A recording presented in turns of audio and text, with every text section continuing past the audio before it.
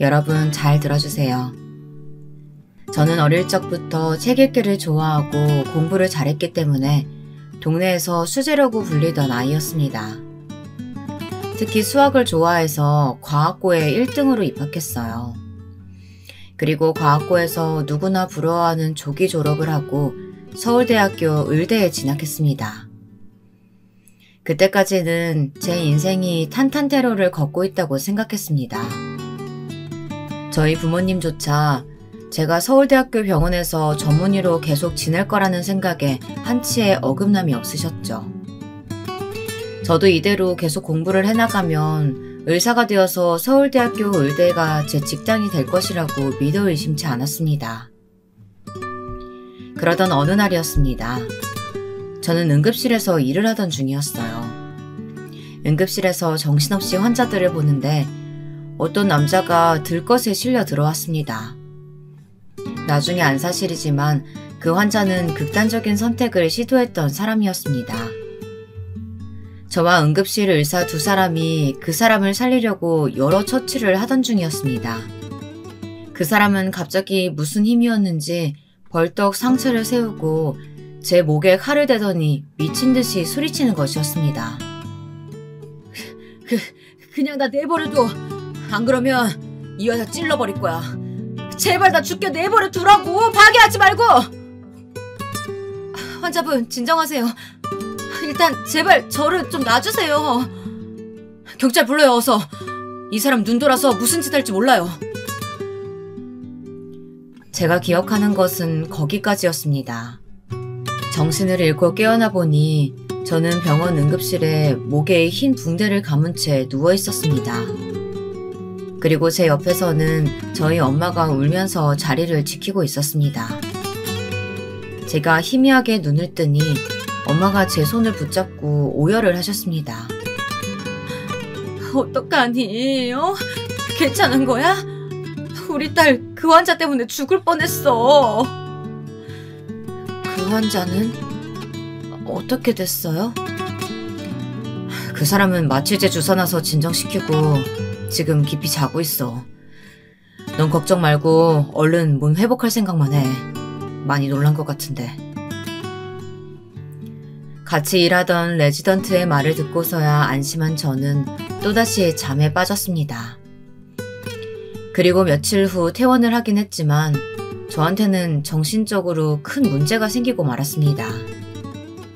그 사건 이후 칼에 대해 트라우마가 생겨버린 것이었습니다.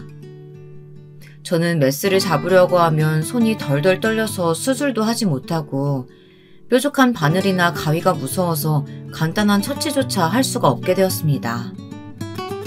병원에서 일을 하기엔 너무나 불리한 트라우마가 제 머릿속을 지배하게 되었어요. 저는 병원을 그만두어야 했지요. 병원을 그만두고 나서도 저는 큰 충격에 몇 날 며칠 잠도 못 자고 환청이 들리고 환영이 보였습니다. 방구석에 숨어서 벌벌 떨고 있었죠. 엄마, 제발 좀 내보내줘. 저기 그 사람 있어. 그 환자야. 제발 나 좀 살려줘. 그 사람이 내 목에 칼을 들이대고 있어. 엄마, 나 좀 살려줘. 저는 겁에 질린 채 허공을 향해 손을 내저으며 미친 듯이 엄마를 불렀습니다. 그런 저를 보면서 엄마는 기가 막혀서 아무 말도 못하고 팔을 휘저어대는 저를 온 힘을 다해 말리면서 눈물만 흘리셨습니다. 낮에도 커튼을 걷지도 않고 어두캄캄한 방 안에 틀어박혀 지내는 동안 저는 점점 날카로워지고 초췌해져 갔습니다. 밥도 못 먹고 잠도 제대로 자지 못하는 나날들이 계속되면서 저는 살도 10kg이 넘게 빠지고 눈 밑에는 다크서클이 짙게 끼어 있어서 누가 봐도 환자처럼 보였습니다. 수시로 고통을 호소하며 소리를 질러대는 저를 말리기엔 엄마 혼자서도 힘에 부치는 것 같았습니다. 아이고, 얘가 무슨 죄가 있어서 이렇게 고통을 받아야 한다는 거예요. 이러다 우리 정숙이 죽을 것 같아요. 어디든지 좋은 병원, 좋은 의사 있으면 찾아봐요, 여보.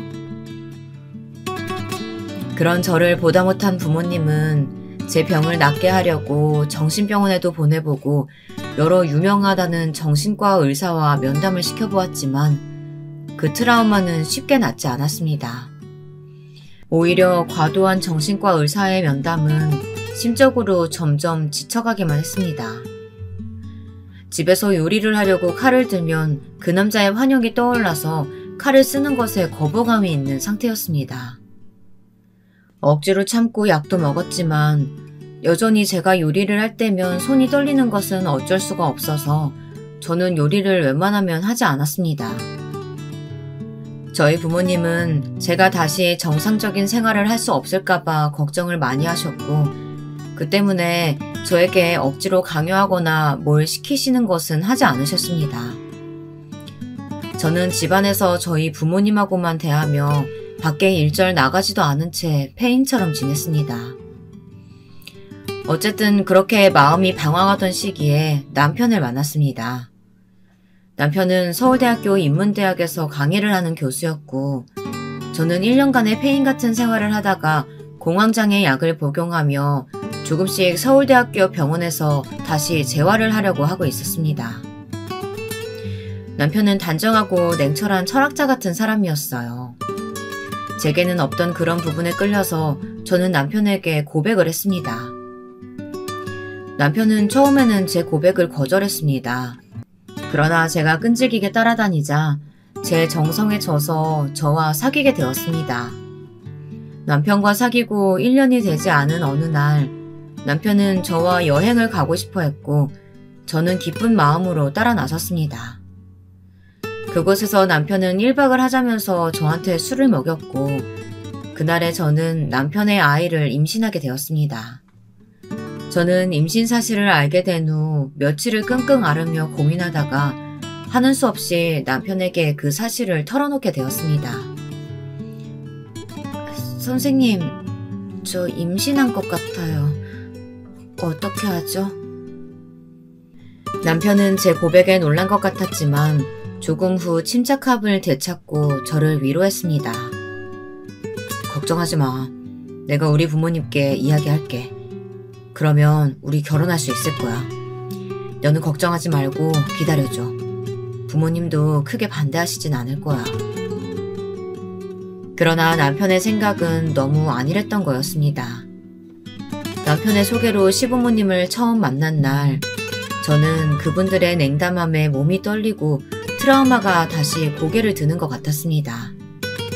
저는 시부모님이 체중 학력을 물어보셨을 때 정신병원 입원과 의사였던 시절의 트라우마를 말하고 싶지 않아서 고등학교만 졸업했다고 이야기했습니다. 그랬더니 시댁 식구들은 제가 임신을 핑계로 남편에게 들러붙어 억지로 결혼하려고 한다고 하시면서 저와 남편의 결혼을 극구 반대하셨습니다. 게다가 시어머니는 제 뱃속 아이가 정말 아들의 아이인 것은 맞느냐면서 저에게 모욕과 수모를 주는 말도 서슴지 않으셨습니다.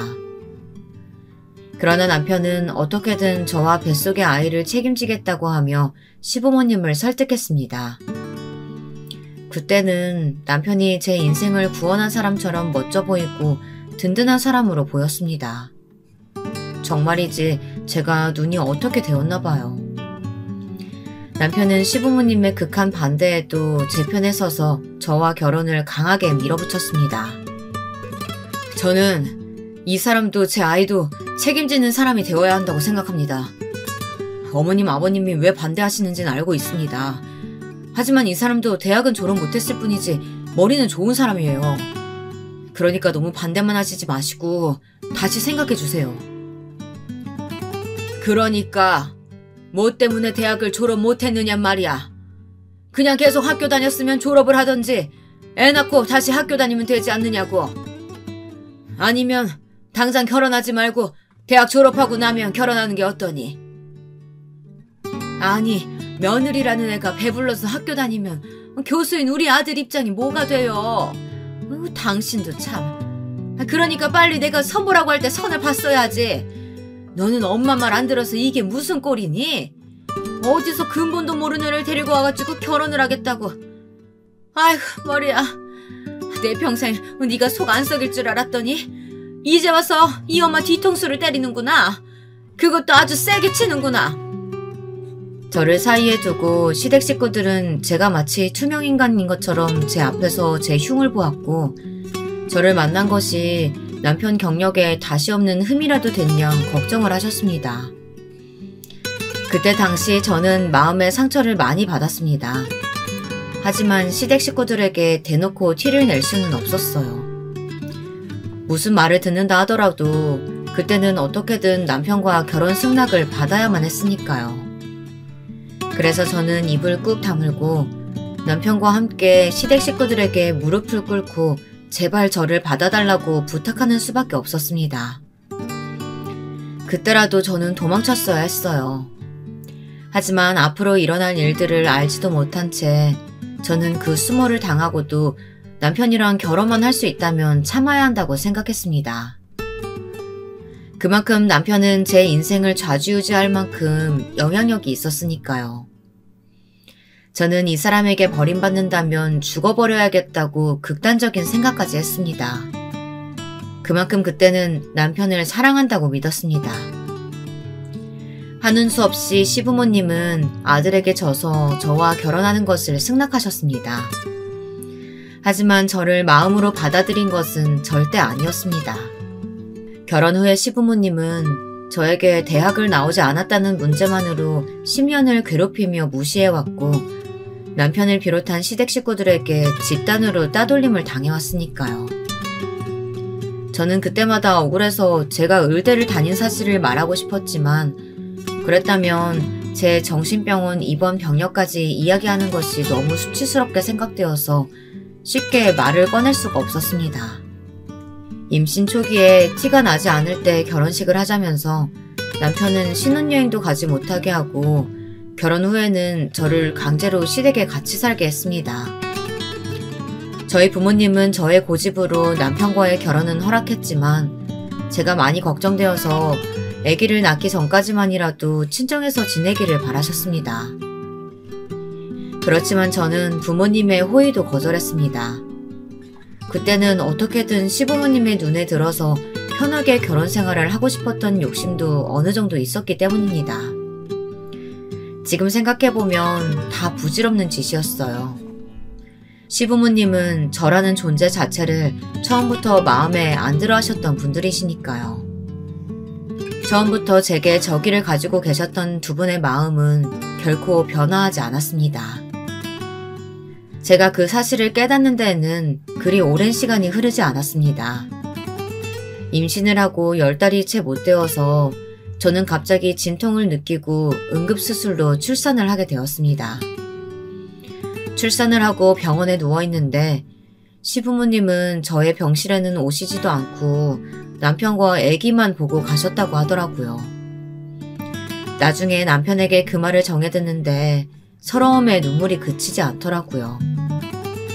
그 후 저는 퇴원을 하고 얼마 안 되어 산후 우울증이 생겼습니다. 모든 일에 짜증이 나고 잠도 잘 자지 못했죠. 시부모님은 그 당시 큰 저택에서 사셨는데 저는 남편과 2층을 쓰고 시부모님은 1층에서 생활을 하셨습니다. 남편은 아기를 낳고 얼마 되지 않아서 논문에 몰두한다며 집에 일주일에 3번 정도 들어오는 등 거의 밖에서 자는 생활을 했습니다. 그래서 저는 제 딸을 거의 독방 육아로 키우게 되었습니다. 딸이 깨면 안고 있다가 잠들면 내려놓기를 반복하면서 하얗게 밤을 지새운 날이 계속되자 제 정신은 또 어둠에 갉아먹히기 시작했습니다. 저는 또다시 눈에 다크서클이 생기며 생기를 잃어갔습니다. 그러던 어느 날 제가 목류병 증세가 생겨서 밤에 잠이 덜 깬 채로 돌아다니니까 저녁 식사를 하는 자리에서 시어머님께서 밤중에 위층에서 삐걱삐걱 소리가 난다고 말씀을 하시더라고요. 글쎄요, 어머니 전 못 들었는데요. 위층에서 누가 걸어다니는 것 같은 소리라고요? 너는 요즘 바쁘니까 집에 잘 들어오지도 않잖아. 못 들을 수도 있지. 새아기 넌 못 들었니? 아니면 혹시 네가 내는 소리 아니야? 아, 저는 아니에요. 어머니가 잘못 들으신 것 같아요. 어머니가 제 목욕병을 알게 될까봐 저는 무조건 잡아떼고 보았습니다. 제발 어머니가 더 이상 추궁하지 않으셨으면 좋겠다고 생각했습니다. 다른 화제로 어머니의 시선을 돌리려고 했지만 역부족이었습니다. 단단히 화가 나신 듯한 어머니는 범인을 꼭 밝혀내시겠다고 하셨습니다. 안 되겠어. 내가 내일은 한번 밤새 망을 보든지 해야지. 너희 둘이 아니면 귀신이라도 돌아다닌단 말이야? 내 누가 그러는지 꼭 밝혀내고 말 거야. 저는 그런 어머니가 너무 두려웠습니다. 오늘 밤은 제발 자다가 깨서 걷지 않도록 정신을 똑바로 차리고 저 역시 잠을 자지 않기로 했습니다. 그런데 사람 일이 뜻대로 되라는 법은 없나 봅니다. 새벽 2시쯤에 도저히 저는 참지 못하고 아기 방에서 깜빡 잠이 들었고 눈을 감은 채로 돌아다니다가 어머니에게 팔을 붙들였습니다. 시어머니는 제가 거짓말을 했다며 펄펄 뛰고 화를 내셨죠. 이것 봐, 너잖아. 내가 그럴 줄 알았다니까. 아니 그 뭐가 아니야. 이렇게 밤에 안 자고 제멋대로 돌아다니고 있구만. 어머니, 전 정말 몰랐어요. 믿어주세요. 저도 모르게 피곤해서 목욕병이라도 생겼나 봐요. 어머니가 저를 곁눈으로 흘겨보자 저는 마룻바닥에 무릎을 꿇고 앉아서 두 손을 모아 어머니께 싹싹 빌면서 눈물을 흘렸습니다. 그러면서 남편의 도움을 바라는 눈으로 쳐다봤습니다. 한순간 남편의 눈에는 경멸의 빛이 스쳐 지나갔지만 남편은 곧 표정을 바꾸고 아무렇지 않게 제 편을 들어주었습니다. 이 사람이 요즘 저랑 따로 애기 방에서 주로 자서 저도 몰랐네요. 애가 계속 자다 깨다 해서 이 사람이 좀 힘이 들었나 봐요. 신생아 키우는 게 보통 일은 아니잖아요. 그러니까 어머니가 이해 좀 해주세요. 안 된다. 이런 몹쓸 병은 초장에 잡아야지. 계속 놔두면 더 나빠지기만 해. 이제부터 아기한테 모유 먹이지 말고 본유 먹이고 너는 밤에 제 시간에 자라. 습관 들 때까지 약 처방 받아서 먹던지 하고. 저를 위해서 하신 건 아니었겠지만 그때 어머니의 결단 덕분에 저는 더 이상 밤에 자다 돌아다니는 목욕병 증세는 없어졌습니다. 그런 부분만큼은 어머니에게 고마운 마음입니다. 남편 역시 그때는 좀 쎄한 마음을 지울 수 없기는 했어도 제 편을 들어주어서 고마운 마음뿐이었습니다. 하지만 시부모님들뿐 아니라 남편의 여동생 역시 제가 대학을 졸업 못했다는 것 때문에 저를 깔보고 함부로 대하는 면들은 10년이 되는 결혼 생활 내내 지속되었습니다. 남편의 여동생은 변호사인데 서울대 법대를 수석으로 졸업한 인재였습니다. 남매가 둘 다 서울대를 졸업했으니 시부모님의 자식들에 대한 자부심은 굉장했던 것이 이해가 될 정도였습니다.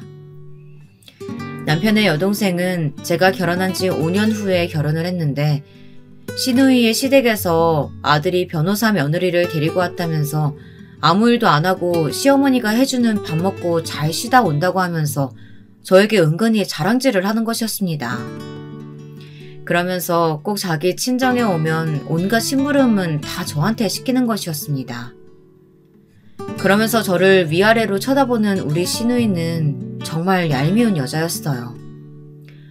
언니, 나 식혜 먹고 싶은데 좀 떠다 줄래요? 우리 시어머니는 제가 해달라는 건 다 해주시거든요. 아가씨, 여긴 아가씨 시댁이 아니에요. 그리고 난 아가씨 하녀가 아니고요. 그냥 본인이 갖다 먹어요. 아니, 뭐 그게 힘든 일이라고 그걸 안 해주니? 냉장고에 있는 거 꺼내서 따라주면 되는 거지. 우리 딸이 어릴 때부터 집안일을 해본 적이 없어. 그러니까 네가 식혜 좀 따다 줘라. 그것 봐요. 얌전히 우리 엄마가 시키는 대로 했으면 잔소리 들을 일 없잖아. 언니는 가만 보면 한번 내 말을 꼬아들어서 더 몸이 힘들게 되는 거예요. 다음부터는 그냥 알아서 좀 해줘. 시어머니의 강압적인 명령에 저는 정말 싫었지만 시누이의 시중까지 들어야 했습니다. 옆에서 말리는 시누이가 더 밉다고 우리 시누이 역시 저를 깔보고 막대했습니다. 그렇게 시댁 식구들에게 당하고 사는 저를 보면서 제 딸은 저를 안쓰럽게 생각하고 있었나 봐요. 우리 딸이 10살이 되던 해에 저는 명절에 친정에 남편과 아이와 함께 와 있었습니다. 남편은 친구를 만나러 나갔었고 저는 제 딸을 데리고 방에 앉아서 어릴 적 앨범을 보고 있었습니다. 제 방에는 제가 결혼하기 전에 물건들이 그대로 변하지 않고 놓여 있었어요. 딸은 갑자기 제 무릎에서 일어나 벽장을 열더니 거기 있던 흰 가운을 꺼내 들었습니다. 엄마, 이게 뭐야? 의사 가운? 와, 여기 김정숙 엄마 이름 있네? 엄마 옛날에 의사였어? 딸은 제가 인턴 시절에 입었던 가운을 꺼내 들고 신기해하면서 자기 몸에 걸쳐 입어보았습니다. 그리고 거울에 자기 모습을 비춰보면서 자랑을 하는 것이었습니다. 그런 딸의 모습을 보고 있자니 눈물이 하염없이 나서 견딜 수가 없었습니다. 엄마, 나 어때? 정말 의사 같아? 나도 커서 의사 되고 싶어. 엄마처럼 아픈 사람들 낫게 해주는 의사 되면 엄마가 날 더 자랑스러워할 것 같아. 그래, 우리 딸 의사 가운 너무 잘 어울리네. 엄마가 못다한 꿈 이루어주면 엄마는 우리 가영이한테 너무 고마울 것 같아. 응? 엄마, 왜 울어? 이 의사 가운이 그렇게 슬픈 물건이야? 미안해. 내가 괜히 꺼내서 엄마 슬픈 생각나서 그런가 보다. 다시 넣어놓자. 미안. 제가 우는 것을 보더니 딸이 당황해서 가운을 도로 있던 곳에 넣어버렸습니다. 그리고는 제 어깨를 안아 위로를 해주는 것이었습니다. 저는 딸의 작은 몸을 안고 얼른 눈물을 닦고 말했습니다. 여기 엄마 의사 가운 있는 건 너랑 나만의 비밀로 하자. 알겠지? 친할아버지나 할머니한테 말하지 마. 알았지? 제가 그런 말을 하는 것이 이해가 안 되었는지 딸은 의아한 얼굴로 말했습니다. 엄마가 의사였다는 건 자랑스러운 일이잖아. 그런데 왜 비밀로 해야 돼? 나 말하고 싶어질 것 같은데. 친구들한테 자랑도 하고 싶고 할머니한테도 말하고 싶어. 엄마 무시하지 말라고. 할머니도 엄마 의사였다는 거 알면 다시는 무시하는 말 못하실 거야. 그건 안 돼. 의사했을 때 엄마가 잊고 싶은 것들이 있었어. 그래서 의사였던 시절이 행복하지 않았기 때문에 그래. 그러니까 아빠나 친할머니한테 절대로 말하지 마. 알았지? 딸은 그제야 고개를 끄덕였습니다. 하지만 얼굴은 여전히 영문을 모르는 듯한 표정을 짓고 있었습니다. 저는 그 아이가 뭔가 더 물어보기 전에 딸을 데리고 급히 방을 나왔습니다. 제가 이 집에서 10년간 당했던 무시와 조롱을 어떻게 하면 한 번에 깨트릴 수 있을지 그런 시원한 한 방이 필요했습니다. 신혼 시절부터 시부모님은 잊을만 하면 저에게 말씀하시곤 했습니다. 이제라도 다시 대학 수학 능력 시험을 보라고요. 고졸 며느리가 어디 가서 말하기도 창피하다는 이유 때문이었죠. 시어머니는 대학 동기들과 가장 길게 만남을 유지해오고 계셨습니다. 1년에 한 번씩 동창회에 나갔을 때마다 다들 며느리들을 자랑하느라 다른 친구들은 침이 마르는데 시어머니 본인은 거기에 낄 수 없다는 것이 그 이유였습니다. 내 친구들 며느리들은 다들 대학은 최소한 나왔더라. 그리고 유학 가서 미국 명문대 나온 애들도 있더라. 그런데 그런 얘기 할 때마다 내가 창피해서 살 수가 없어.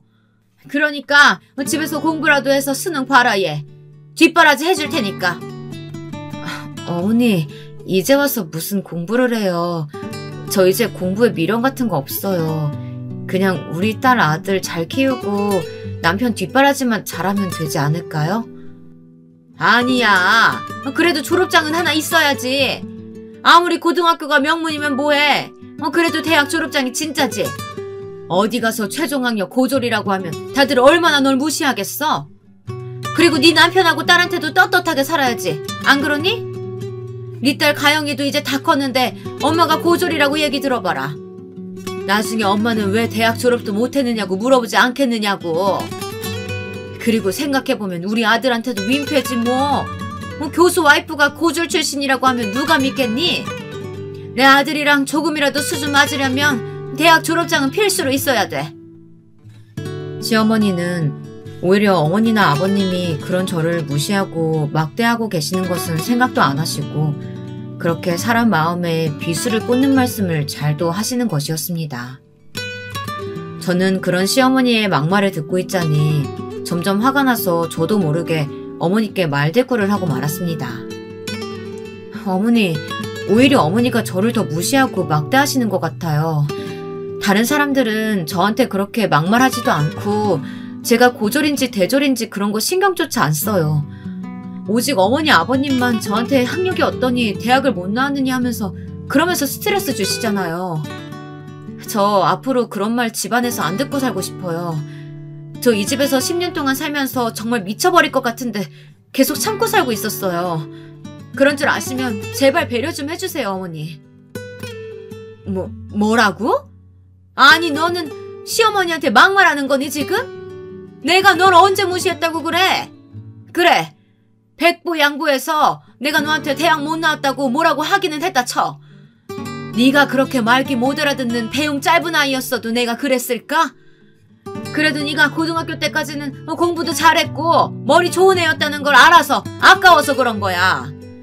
네 지식이 아까워서 그 시어머니가 그런 소리 좀 한 거 가지고 그것도 이해 못하고 말댔구나 하고. 행여나 네 딸이 그런 네 못돼먹은 행동 보고 본받기라도 하면 어떡하려고 그러니? 아이고, 애들 앞에선 찬물도 하나 제대로 못 마신다고 하더니 내가 네 딸 배울까봐 뭐 이런 소리도 더 못하겠다. 그러자 자기 방에서 공부하고 있는 줄 알았던 딸이 저와 시어머니의 말다툼 소리를 듣고 뛰쳐나왔습니다. 딸은 할머니에게 씩씩거리면서 소리를 쳤습니다. 제가 꼭 비밀로 해달라고 한 그 말을 말이에요. 저는 심장이 튀어나올 만큼 놀랐습니다. 할머니, 우리 엄마한테 무슨 말 하시는 거예요? 우리 엄마 서울대학교 다니던 의사였어요. 사실대로 알지도 못하시는 건 할머니라고요. 할머니야말로 우리 엄마한테 막말하지 마시라고요. 저는 딸의 폭탄 선언에 얼른 달려가서 딸의 입을 막고 그만하라고 눈짓을 했습니다. 시어머니는 제 딸의 말에 눈을 휘둥그렇게 떴습니다. 그리고 저를 노려보면서 말씀하셨습니다. 아니, 너 애한테 거짓말까지 했니? 아무리 네 학력이 컴플렉스라고 해도 그렇지 믿을 만한 말을 거짓말로 해야 속아 넘어가지. 네 딸은 뭐 어떻게 속일 수 있어도 이 시어머니까지 속일 생각을 하다니 깜찍한 것도 정도가 있지.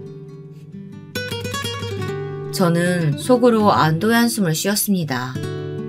어머니에게 거짓말을 한다는 오해를 받는 게 차라리 낫다고 생각했으니까요. 하지만 제 딸은 억울해서 못 견디겠다는 듯이 입을 막고 있던 제 손을 떼어내더니 절대로 말하지 말라고 다짐까지 받아놓았던 그 비밀을 소리치고 말았습니다. 엄마 왜 그래? 왜 그렇게 당하고 살아? 사실은 아니잖아. 엄마 흰 의사가운 있는 거 나 엄마 방에서 다 봤어. 그런데 왜 친할머니한테 말하지 말라고 하는 거냐고. 저는 얼른 딸을 데리고 안방으로 들어가서 혼을 내기 시작했습니다. 저와의 약속을 상기시키며 딸을 엄하게 입단속시켰습니다. 가영아, 엄마하고 약속했잖아. 그런데 왜 할머니 앞에서 그런 말을 해? 할머니가 아시면 엄마 또 야단 맞아. 거짓말한다고 매도당하고. 그런 거 다 봤으면서 왜 하지 말라고 했던 말을 해? 그러자 딸이 갑자기 울음을 터뜨리는 것이었습니다. 그러면서 엄마가 할머니에게 무시당하는 것이 마음에 걸려 견딜 수가 없다고, 그럴 때마다 제가 불쌍했었다고 털어놓는 겁니다. 게다가 남편까지도 저한테만 말을 안 할 뿐이지 딸에게는 저를 깔보는 말들을 했다고 하는 겁니다. 아빠가 그랬어. 엄마처럼 대학 그만두고 싶지 않으면 남자친구도 아빠가 허락할 때까지 만들면 안 되고 공부만 하라고. 학원 열심히 안 다니면 나도 엄마처럼 된다고. 그런 말 들을 때마다 아빠한테도 말하고 싶었어. 엄마 사실 의사였다고. 아빠가 깔봐도 될 만큼 머리 나쁘지 않다고. 그리고 아빠한테 엄마한테 사과하라고 말하고 싶었다고. 나 정말 엄마가 너무 불쌍해 보여. 이 집안에서 엄마는 맨 끝이야? 왜 그렇게 살아? 나 같으면 이미 집 나갔어. 멀리 도망갔을 거라고. 딸에게서 그 말을 듣는데 도저히 믿을 수가 없고 하늘이 무너지는 것 같았습니다. 시부모님만 학력 문제로 저를 마음에 안 들어 하시는 줄 알았고 저는 그것만 참고 살면 별 문제는 없다고 안일하게 생각했던 거였습니다. 마음속으로는 남편조차 저를 무시하고 있었던 걸 전 꿈에도 몰랐습니다. 그래도 한때 사랑했던 사람인데 저에 대해 아무것도 아닌 사람처럼 무시하고 살았다는 게 소름이 끼치도록 무서웠습니다. 저는 이제 남편을 비롯해서 이 시댁 식구들에게 더 이상 무시당하며 살고 싶은 마음이 들지 않았습니다. 저는 굳게 이혼할 결심을 하고 딸에게 말했습니다. 가영아, 이제 더 이상 엄마는 아빠와 같이 살 수가 없어. 친할머니도 엄마 무시하고 이 집에서 엄마를 무시하고 살지 않는 사람은 가영이 너 하나뿐이야. 엄마는 아빠랑 이혼해야겠어. 엄마를 따라올래? 딸은 제 결심을 찬성해주면서 고개를 끄덕였습니다. 그리고 제 손을 꼭 잡아주었어요. 그때는 작은 딸의 손이 얼마나 위로가 되고 힘이 되었는지 모르겠습니다. 그래 엄마, 나도 외갓집이 더 좋아. 이 집에서 사는 거 숨이 막혀. 아빠도 친할아버지도 싫고 고모도 너무 싫어. 친할아버지 집에선 모두가 엄마를 하녀처럼 대해. 아빠도 고모도 자기네들 서울대 나왔다고 엄마를 깔보고 무시하는 태도만 보이고. 난 그런 게 너무 싫어서 명절에 고모가 오는 것도 싫었어. 할머니가 고모 앞에서 엄마 야단칠 때마다 얼마나 슬펐는 줄 알아? 엄마, 아빠랑 헤어져. 그리고 우리 동생이랑 셋이서 외갓집 가서 살자, 어? 저는 딸을 꼭 끌어안고 눈물을 흘리며 고개를 끄덕였습니다. 그리고 당장 친정엄마에게 전화를 했습니다. 엄마, 잘 지내셨어요? 너무 오랜만이죠? 다른 게 아니라 내가 남편하고 이혼하고 만약 다시 친정집으로 돌아가게 되어도 엄마는 괜찮으시겠어요? 그럼 언제든 돌아와. 우리 딸 그 집에서 눈칫밥 먹고 10년 동안 마음고생한 거 이 엄마도 다 느끼고 알고 있었어. 언제든 돌아오고 싶으면 돌아와도 돼. 여기서 너한테 뭐라고 할 사람 아무도 없으니까 네 애들 데리고 집으로 와라. 너무 힘들어하지 말고. 알았지? 제가 엄마에게 그냥 하는 하소연이 아니라 정말로 남편과 이혼할 거라고 하니까 엄마는 언제든 돌아오라며 주저하지 않고 제 편을 들어주셨습니다. 친정 부모님까지 내 편이니 저는 더 이상 미룰 생각이 없었습니다. 오늘이야말로 남편과 결판을 낼 거라고 생각했습니다. 더 이상 참지 않아도 된다고 생각하니까 새 힘이 솟아나는 것 같았습니다. 그날 저녁 웬일인지 집에 일찍 들어온 남편에게 저는 조용히 물었습니다. 당신 솔직하게 말해봐요. 나한테 하고 싶은 말 없어요? 내가 무게를 잡으면서 남편의 눈을 똑바로 보자 남편은 잠시 흠칫하더니 곧 아무렇지 않은 표정으로 농담을 던지는 것이었습니다. 왜? 당신이야말로 무슨 드라마를 보고 나한테 하고 싶은 말이라도 있는 거야? 그러니까 무슨 드라마든지 좀 그만 보라고. 당신이 현실과 상상 잘 구분을 못하니까 우리 엄마도 당신한테 잔소리 하시는 거 아니야. 그러나 제 눈빛이 점점 무서워지자 남편은 한 발 뒤로 물러섰습니다. 그 틈에 저는 남편에게 평소 하고 싶었던 말을 다 시원하게 쏟아냈습니다. 당신, 내가 대학 졸업장 없다고 우리 딸한테 내 흉 본 거 맞아?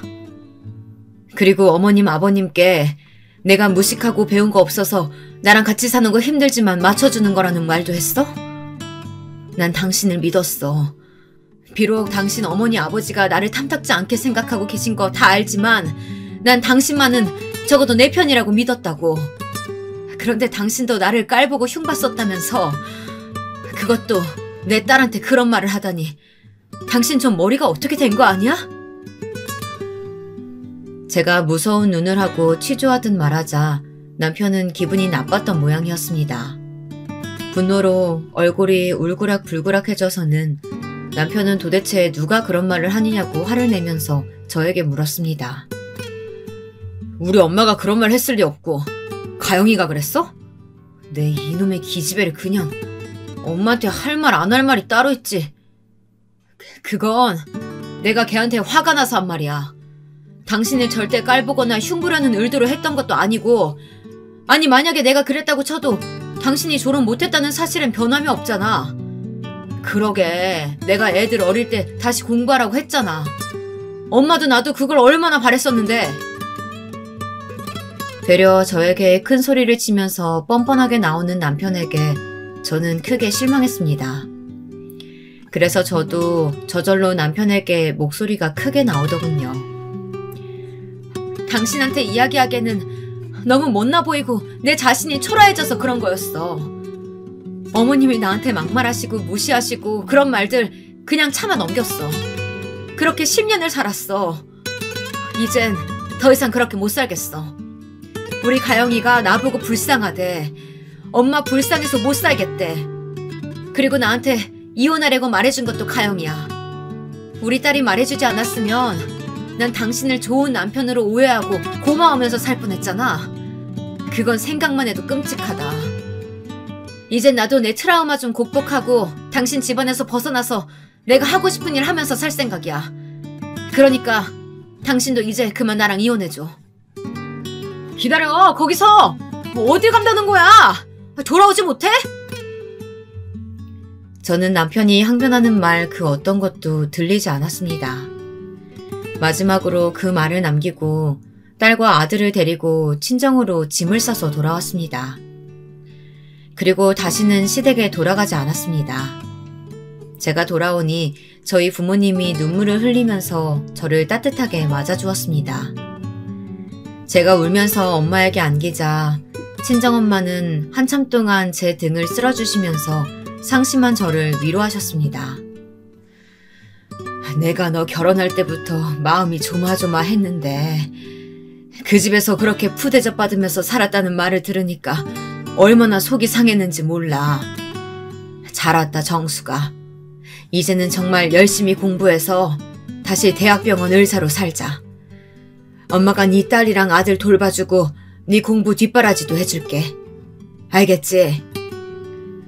그래 정수가 이제까지 많이 참아왔잖아. 너 의대 들어갔을 때 얼마나 이 아빠가 너를 자랑스러워했는지 알고 있지? 비록 그 사건으로 네가 트라우마가 생겨서 대학병원을 그만뒀어야 했지만 아직도 늦지는 않았어. 우리 딸 다시 의사 되자. 어? 저는 어머니 아버지의 다정한 말에 더 이상 말을 잇지 못하고 울기만 했습니다. 어머니 아버지의 이야기를 들으니 그분들도 얼마나 한이 맺혔는지 더 이상 말하지 않아도 알 것 같았습니다. 부모님의 희망을 알고 나니 시간 낭비를 할 틈이 없었습니다. 저는 마음을 굳게 먹고 다시 공부를 시작했습니다. 공백이 있다 보니 공부와 실습이 필요해서 저는 다시 시작하게 되었습니다. 남편과 시댁 식구들의 무시와 따돌림을 생각하면 저절로 이를 악물고 열심히 공부와 실습을 병행하게 되더군요. 제가 다시 소망하던 을사가운을 떳떳하게 입게 되었을 때 우리 가족 모두 수고했다면서 저를 위로하고 칭찬했지만 가장 기뻐한 사람은 제 딸이었어요. 엄마, 정말 멋있어. 역시 엄마는 의사가 너무 잘 어울려. 아픈 사람들 고쳐주는 의사가 정말 최고야. 나도 나중에 의대 가서 엄마 따라서 의사 될 거야. 딸은 흰 가운을 입은 제 모습에 엄지를 쳐들면서 웃어주었습니다. 드디어 제 인생에서 무시가 아닌 인정을 받는 것 같아서 저는 너무나 행복했습니다. 그리고 제 부모님들도 저를 자랑스러워하시고 의사로서 복귀한 것을 축하해 주셨습니다. 이제 남편과의 이혼이 남은 숙제였습니다. 그동안 남편과 이혼을 하겠다는 생각이 제 딸과 아들 때문에 마음이 흔들리기도 했지만 의사로서 경제력도 갖추고 딸도 제 이혼에 반대하지 않는 입장이라서 저는 용기를 낼 수 있었습니다. 남편은 이혼은 절대 안 해주겠다는 입장을 고수했지만 제게는 남편의 약점을 쥐고 있다는 점에서 유리했습니다. 요즘 들어 하는 드라마 닥터 차정숙 속에 나오는 주인공이 저와 비슷한 경우를 겪고 있는 것을 보고 저도 모르게 주먹이 꽉 쥐어지더라고요. 시댁에서 여주인공을 하녀처럼 부려먹고 다른 사람들은 다 버는 대로 쓰는데 여주인공은 혼자서 이리 뛰고 저리 뛰고 알뜰하게 절약하고 사는 것을 보고 있자니 예전의 제 모습과 너무나 겹치더라고요. 저희 시댁 식구들은 제가 다시 의사생활을 시작한 초기에 한번 저희 집에 찾아온 적이 있습니다.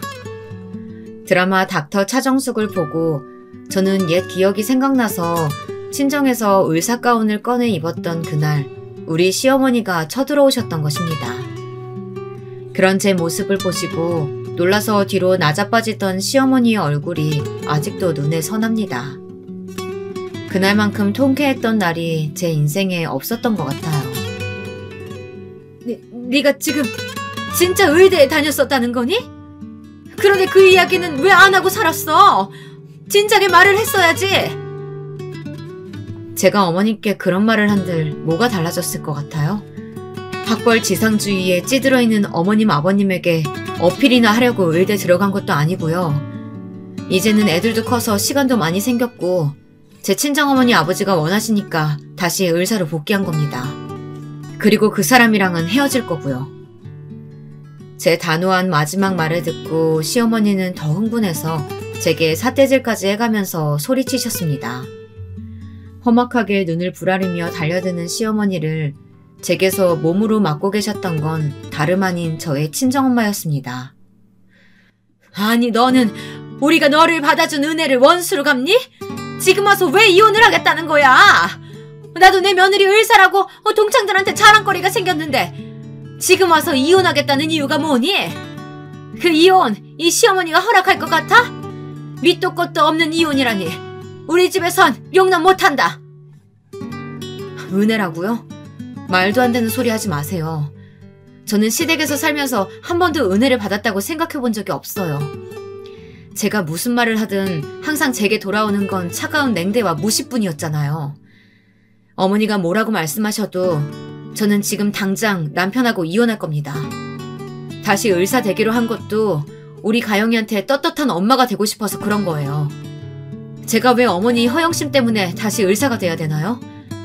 제가 원하고 제 부모님이 원하시기 때문에 다시 의사로 돌아간 거예요. 남편도 저를 무시하면서 겉으로는 안 그런 척하고 있었던 거 아세요? 그까지 최종 학력이 도대체 뭐라고 그렇게까지 사람을 무시하고 따돌리셨어요? 그러니까 이 사태는 어머니가 허영심 때문에 스스로 만드신 거예요. 이제 돌아가세요. 남편도 어머님, 아버님도 다시는 보고 싶지 않으니까요. 저는 제 의사가운 입은 모습을 보고 뒤로 넘어간 남편과 시어머니를 두고 딸과 함께 방으로 들어와 버렸습니다. 생전 처음 보는 저의 무례한 말과 태도에 시어머니는 흥분으로 거품을 물었습니다. 그런 시어머니는 무시하고 제 친정엄마는 남편에게 시어머니를 모시고 집으로 돌아가라고 말했습니다. 저를 데리고 가기 전에 나갈 수 없다는 시어머니를 달래서 친정집을 나오던 남편에게 친정엄마는 이제껏 마음에만 담아두었던 말을 시원하게 다 내뱉으셨습니다. 자네한테 실망했으니 우리 정숙이랑 양육권 다툼할 생각 말고 깔끔하게 헤어져 주게나. 우리 딸이 그 집에서 당한 수모와 고통을 생각하면 자네를 용서할 수가 없지만 이제라도 제자리로 돌아오겠다는 우리 딸의 결심에 나도 힘을 보태줄 생각이네. 그러니 위자료 내놓고 깨끗하게 헤어지게. 그게 무슨 말씀이세요? 아내랑 헤어지는 것도 억울한데 제가 왜 위자료까지 줘야 합니까?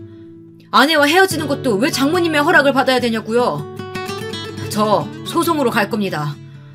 제가 잘못한 거 없으니까 이혼은 못할 거예요. 뭐라고? 자네가 이렇게 뻔뻔한 사람이었는지 정말 몰랐네. 당장 이 집에서 나가! 다시는 보는 일 없었으면 좋겠네. 친정어머니는 남편의 태도에 기가 막혀서 혀를 차셨습니다. 결혼하고 사는 동안 그렇게 무시하고 집안일에 도움도 준 적이 없으면서 잘못한 게 없다니 남편의 주장은 뻔뻔하기 그지없었습니다. 하지만 저는 남편과 이혼할 버젓한 명분이 있었습니다. 왜냐하면 저는 시댁 식구들 누구도 눈치채지 못한 남편의 부정을 다 알고 있었거든요. 남편은 가영이가 5살 되었을 때부터 자주 학회에 참석한다고 하면서 젊은 학과 여자 조교와 며칠씩 여행을 다녀오고 낮에는 강의가 없는 날에 모텔을 다녀오기도 하는 등 바람을 피우고 있었습니다. 그러면서 그 사실을 제가 꿈에도 모를 거라고 헛된 소망을 품고 있었던 것 같아요.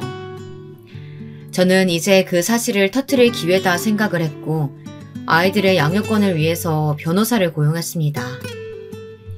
그리고 제가 사진 찍어두었던 남편과 그 여자의 통 내용과 전화통화 사실을 모조리 다 이야기했습니다. 남편이 이혼 소송을 생각하기 전에 제가 먼저 소장을 쓸 생각이었습니다. 그러나 그 소식을 어떻게 들었는지 남편이 저를 찾아왔더라고요. 남편은 처음에는 저를 살살 구슬려서 소송을 취하겠다는 생각이었나 봐요. 그런 발상으로 남편은 뻔뻔하게 거짓말로 저를 회유하려는 거 아니겠습니까? 그 일은 당신이 오해한 거야. 나 딱 한 번, 정말 한 번만 그 애 만났고 더는 잠자리 같은 거 하지도 않았어. 그러니까 소송은 취하해줬으면 좋겠어. 여러분, 생각을 한번 해보세요. 제가 계속되는 남편의 바람을 어떤 마음으로 숨겨주고 있었는지 그 사람은 짐작이나 했겠어요. 저는 이 순간만 기다려온 사람이었거든요. 저는 남편의 얼굴에 대고 조용히 으르렁거리듯 말했습니다. 나 그 여자 만났어. 당신 교수실에서. 언제부터였는지도 알아. 우리 가영이가 5살 때부터.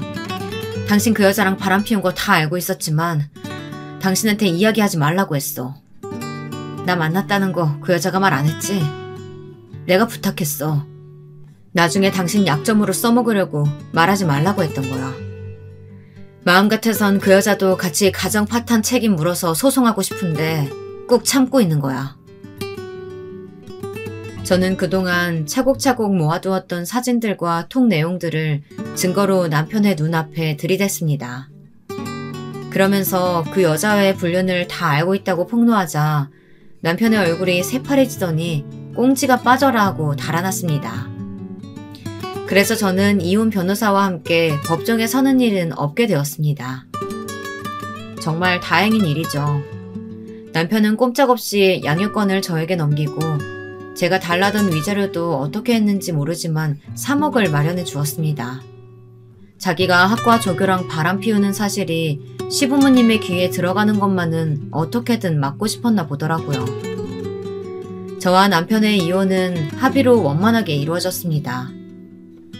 그 이후 남편과 시댁 식구들은 더 이상 저를 찾아와서 괴롭히지도 않았고 다시 연락도 하지 않았습니다. 지금 저의 딸은 중학생이 되었습니다. 학부모들은 다들 중2병이 무섭다고 말하지만 아직 우리 딸은 저에게 너무 착한 딸입니다. 밤낮 가리지 않고 의사일 하는 엄마에게 힘이 되어주고 너무 바빠서 잘 챙겨주지 못해도 웃으며 엄마를 응원한다고 말하는 제 딸이 얼마나 사랑스러운지 모르겠습니다. 정신없이 몰아치는 환자들과 야근에 시달려도 요즘은 제 인생에서 가장 행복한 나날입니다. 이제는 제 마음에서 칼에 대한 트라우마도 어느 정도 극복이 된 것 같고 환자들을 보면 얼른 이 고통에서 내 힘으로 해방시켜주고 싶다는 생각이 차오릅니다. 여러분, 제가 하고 싶었던 말은 아직 늦었다고 생각하지 말고 하고 싶었던 일이 있다면 꼭 이루시길 바란다는 것입니다. 하물며 시댁 식구들 때문에 본인이 하고 싶은 일을 미룬다는 건 정말 바보 같은 일이라고 생각합니다. 저도 저의 꿈과 하고 싶었던 일을 10년간 억압받으면서도 참아왔습니다. 더 이상은 그렇게 살고 싶지 않았고 그렇기 때문에 남편과 이혼을 선택했습니다. 이혼한 게 무슨 자랑이냐 하고 생각하실 분들도 있으시겠지만 맞지 않는 시댁 사람들과 부대끼면서 마음고생을 하느니 저는 이혼한 걸 절대로 후회하지 않습니다.